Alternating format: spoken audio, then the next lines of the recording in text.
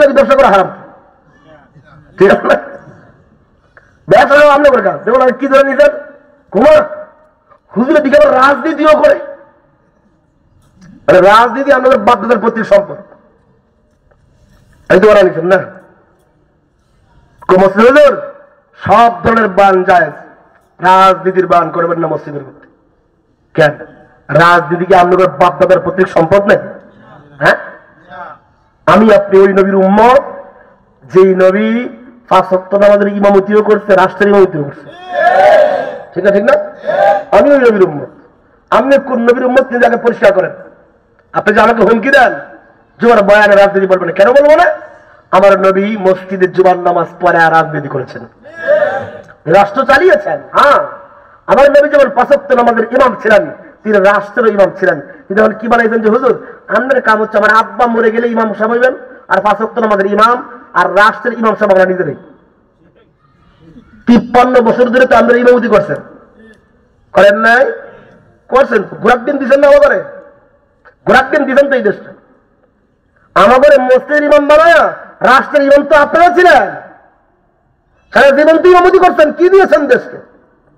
কি দিয়েছেন দেশকে? পরপর 3 বার লাগাতার 5 বার দুর্নীতিতে চ্যাম্পিয়ন বানিয়েছেন, এই তো দিয়েছেন আমাদেরকে।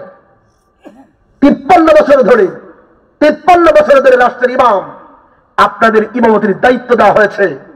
দেশকে কুশাসন, টেন্ডারবাজি, সাদাবাজির আখড়া বানিয়েছেন।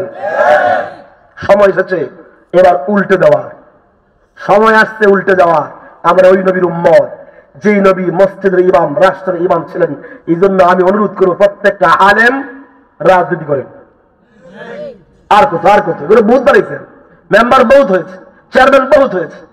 দুর্নীতি, ঘুষ, 2 নম্বরই, ফটকাবাজি করে করে দেশকে খোকলা বানিয়ে ফেলেছেন, আখড়া বানিয়েছেন টেন্ডারবাজি করে করে। জনগণের সম্পদ না বেড়ে এক একজন বেগম পাড়ায় বিল্ডিং বানায়, তোদের বাপের টাকায় বানিয়েছিস। কি আজীব দেশ! নেতারা বড় বড় গলায় বলে কি আমি করেছি। আমাকে একজন শয়তান লেডি হিটলার ছিল, সেটা বলছে আমি বানাইছি। তোর বাপের টাকায় বানাইছিস? পদ্মা সেতু আমি বানিয়েছি, তোর বাপের টাকায়। এই সরকার যে কাজগুলো করে বাপের টাকায় করে, কথা বল না কেন? এগুলো বুঝা দরকার। ভালো লাগে না তো আপনাদের কথা শুনতে হবে। এটা জানেন এই দেশের সরকার চলে, মন্ত্রী চলে, এমপি চলে, চেয়ারম্যান মেম্বার সব চলে, তাদের ভাতা চলে আপনার আমার ট্যাক্সের টাকায়। আপনি বলেন না হুজুর আমি জীবনও ট্যাক্স দিই না। কে কিছু ট্যাক্স দেন না? এই দেশের যে ভিক্ষুক সারাদিন ভিক্ষা করে, সারাদিন ভিক্ষা করে, মানুষের কাছে 2 টাকা 5 টাকা জমায়া সন্ধ্যাবেলা শরীর খারাপ গোসল করতে যায়। গোসল করতে যাওয়ার জন্য জাফলং বাজারে গিয়া 20 টাকা দিয়ে একটা সাবান কিনে, সাবানের প্যাকেটে লেখা শর্ত প্রযোজ্য। দেখেন নাই মনে হয়? হোয়াট ইজ শর্ত প্রযোজ্য? কারে বুঝে নাই? কথার কথা সাবানটার দাম ছিল 15 টাকা, তো 20 টাকা কেন?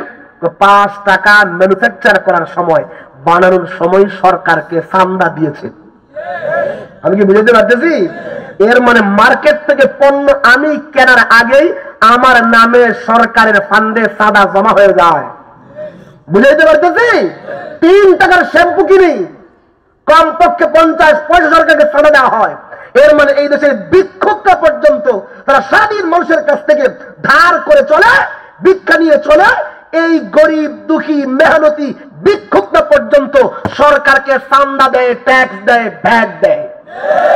জনগণের সেই সকল ভ্যাট, ট্যাক্স এবং মূসকের টাকায় মন্ত্রী এমপিরা আমাদের উপরে পুদ্দারি করে। এর মানে এই দেশের মন্ত্রী এমপির গাড়ির পেট্রোল চলে আমার আপনার টাকায়।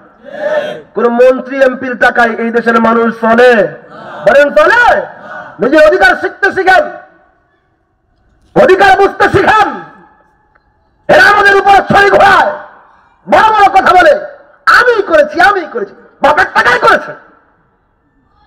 এক একজন ব্যক্তিরা এমপি মন্ত্রী হয়ে বিশাল বিশাল 1000 কোটি টাকার মালিক হয়ে যায়। কোত্থেকে হয়েছে?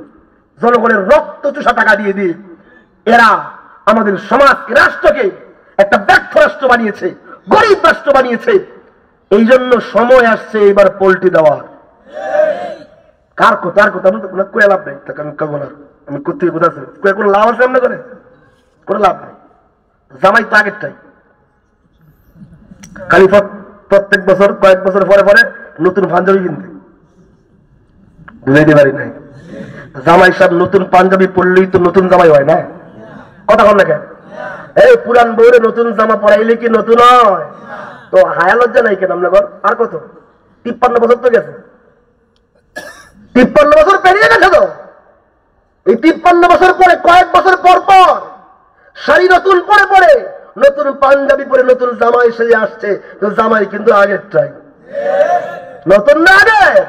দেখা শেষ তো, বহুত দেখা হয়েছে, বারবার আসছেন, বারবার তো আসছেন ঘুরে ফিরে নতুন জামা পরে, নতুন জামাই সাজে ঘুরের ডিম দিয়েছেন দেশকে, গুরুত্ব আশা বাড়িয়েছেন আমাদের সারা বাংলাদেশকে। এবার সময় আসছে জামাই পাল্টানো দরকার। বুঝলে বুঝলেন, না বুঝলে না বুঝলেন। আমি এদিকে যাবো না, আমি আবার পেছনের দিকে ফিরে যাচ্ছি।